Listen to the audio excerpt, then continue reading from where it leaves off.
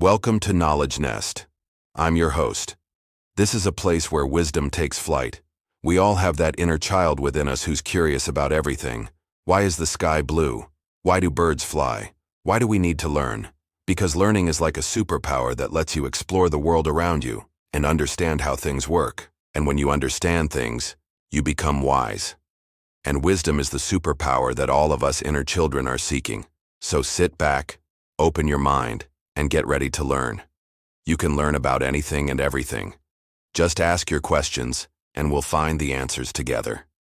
This is an open book, a world of knowledge waiting for you to discover it. So spread your wings and fly high, little knowledge seeker, because here in KnowledgeNest we believe that everyone can be wise. The Mountain Sage's Golden Rules. Honoring our elders.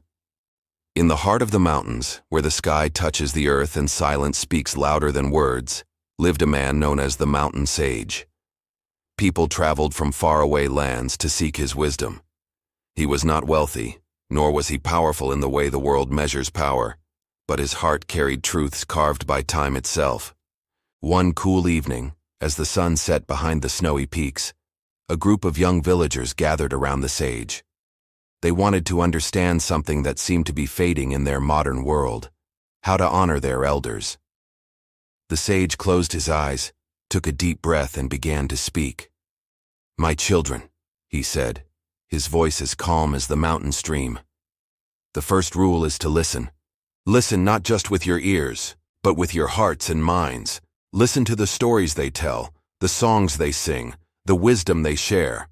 And so the mountain sage shared his golden rules, one by one, teaching the villagers how to honor their elders, how to learn from their lives, how to care for them, and most importantly, how to love them. And as the moon replaced the sun in the sky, the villagers left, each carrying a piece of the mountain sage's wisdom in their hearts. They say that the young are reckless, that it's our greatest flaw. We think we know it all. We rush into things without thinking. And when we get hurt, we complain about how unfair the world is. But here's the secret. The world is as fair as life can be. It gives you everything you deserve. So if you're hurting, it means you've done something to deserve that hurt. So what's the solution? Well, the answer came to me one day in the form of a story. Once upon a time, there were 3 young people who went to a wise man and asked him for advice. Each of them had a different problem. One was indecisive, one was arrogant, and one was worried he wasn't good enough. The wise man listened patiently to each of them, and then he gave them 3 pieces of advice. The first piece of advice was, "My child, you have a lot of energy, but you need to learn how to control it. Right now, you're like a ball bouncing around, going here and there, but you're not focused. If you want to achieve your goals, you need to learn how to concentrate your energy." The second piece of advice was, "You are very smart, my child, but you need to learn how to use your intelligence. Right now, you're like a knife that's too sharp. You can cut yourself or others. You need to learn how to be dull so you don't hurt yourself or others." The third piece of advice was, "You are talented, my child, but you need to learn how to improve. Right now, you're like a seed that hasn't been planted. You're not growing. You need to learn how to work hard so you can bloom." So what's the connection between these 3 pieces of advice? What they all have in common is that they tell you to control something about yourself. And that's the key to fixing the unfairness of the world. The world isn't unfair. It's your inner world that needs fixing. And the best way to do that is by following golden rule number 1, which is to listen more and speak less. Because when you speak, you think you're expressing yourself, but actually you're imposing yourself on others. You're pushing your opinions and beliefs onto them. That's why most people hate being told what to do. It's like they're being attacked. But if you want to fix your inner world, you need to listen to what's inside of you. And the best way to do that is by shutting up and listening to others, because they will always be further ahead than you are. So remember, golden rule number 1, listen more, speak less. Golden rule 2, respect is the foundation of legacy. The sage continued, "Respect is more than words. It is how you look at your elders, how you speak to them, and how you carry their memory when they are gone. Without respect, families break. Without respect, cultures forget who they are. But with respect, you water the roots of the family tree." and only a tree with deep roots can withstand the storms of life. He looked at them, one by one, his eyes twinkling like stars in the night sky. You are the roots, children. You are the roots of your family's legacy. How do you think your family's tree will grow? How do you think your culture's legacy will continue? The children looked down, thinking about the kind of legacy they wanted to create for their families and their cultures. We want our family to be strong, one of them finally said. Strong like our ancestors, who built this village and kept our traditions alive all these years. The sage smiled. That is a good start, but being strong isn't enough. Your family tree needs to be rooted in something deeper, something stronger than even the mightiest oak. That something, children, is respect. Respect for one another, respect for your elders, and respect for the memories that bind you together. He told them about how, many years ago, there were two villages, both of which were very similar. Both villages had strong men who worked hard to provide for their families and their people. They farmed the same crops, raised the same animals, and celebrated the same festivals. But there was one big difference between the two villages.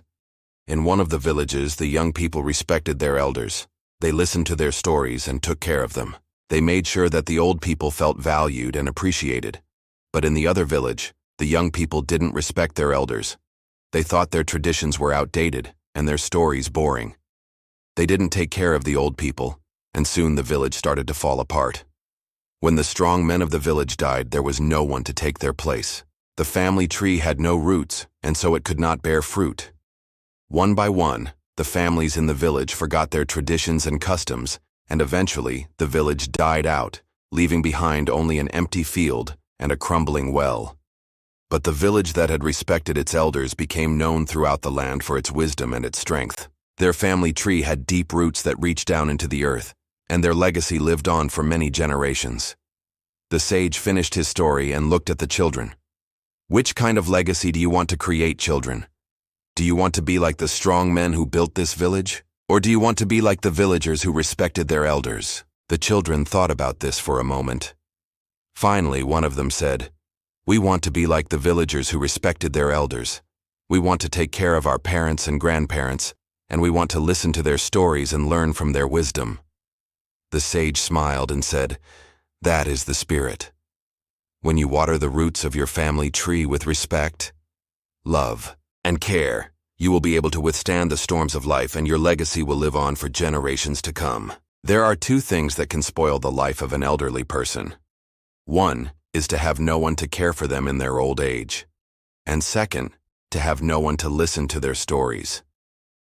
But there is a third thing, and that is to have no one to tell them how amazing they are. I'm sharing this with you from my own experience, because both my parents are now in their late 70s, and I know how important it is for them to feel valued and appreciated for who they are, not just for what they do or don't do.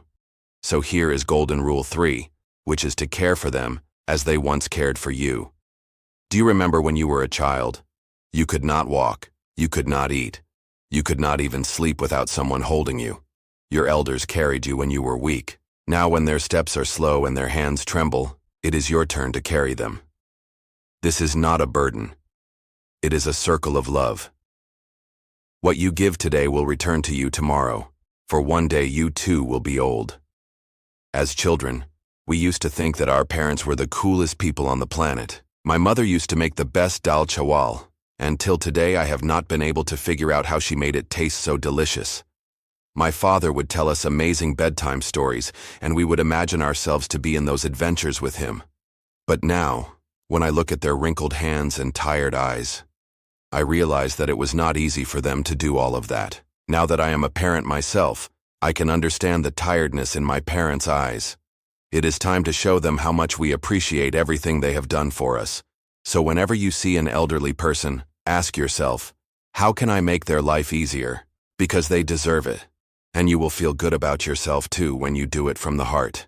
Being kind to strangers is often the need of the hour. But we should not forget the people who are in front of us, especially our own parents. We may not have been perfect children, but they were perfect parents. And now it is our turn to make sure that they feel loved and cared for.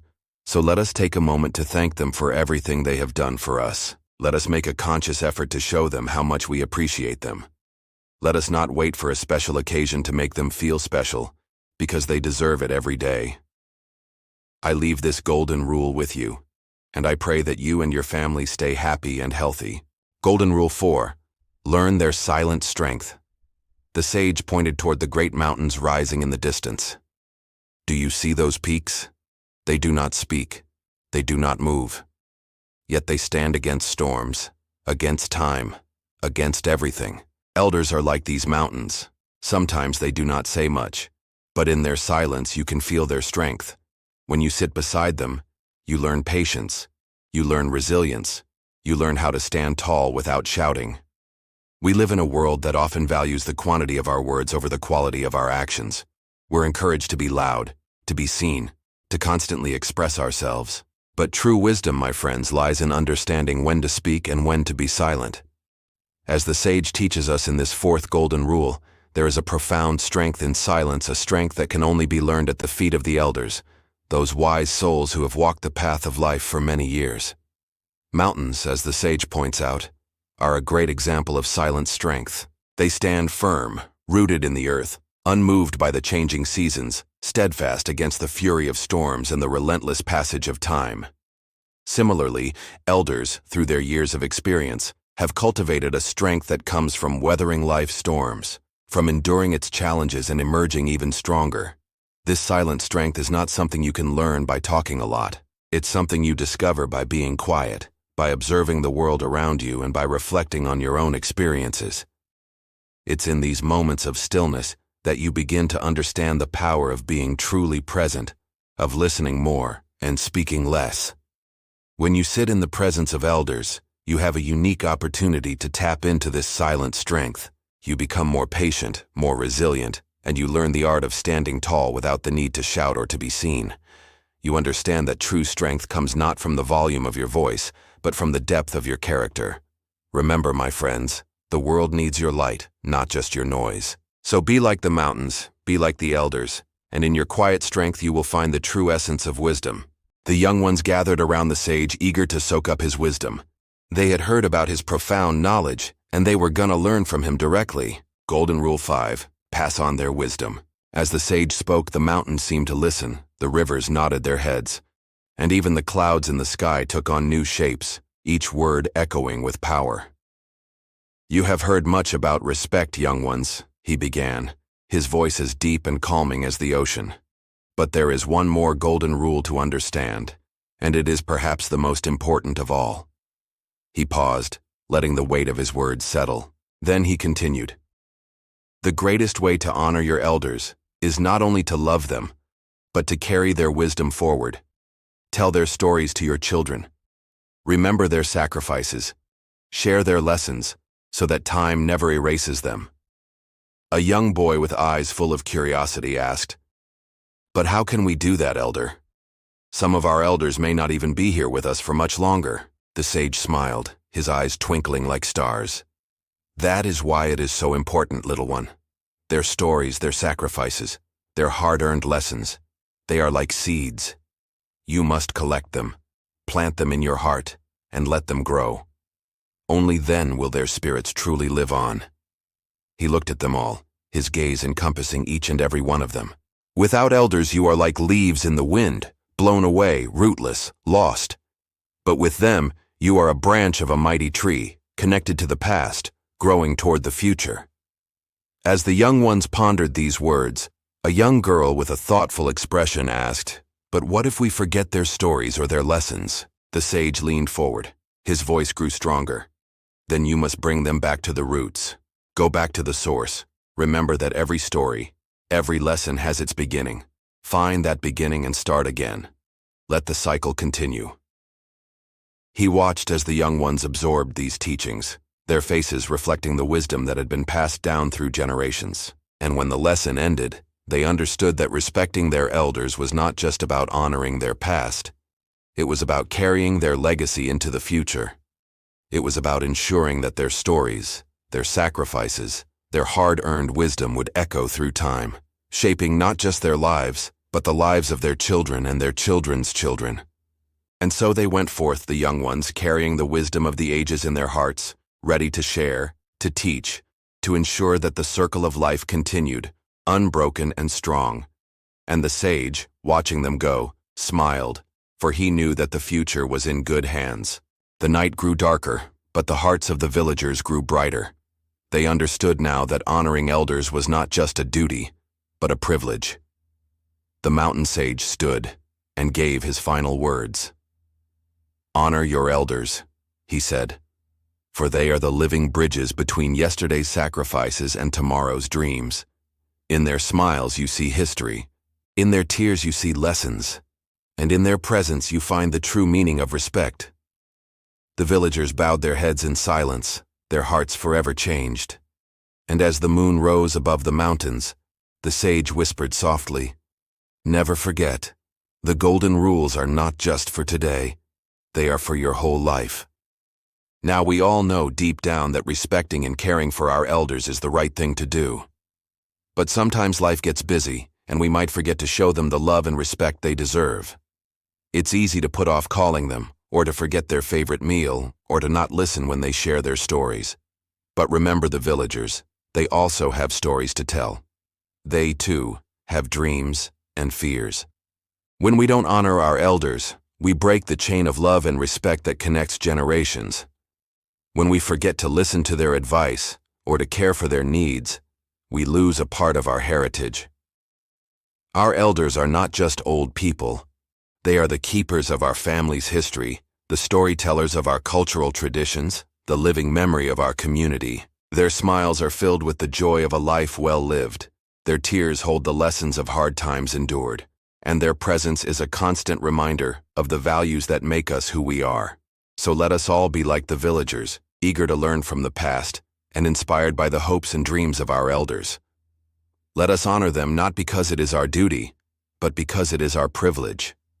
As the mountain sage taught us, our elders are the living bridges between generations.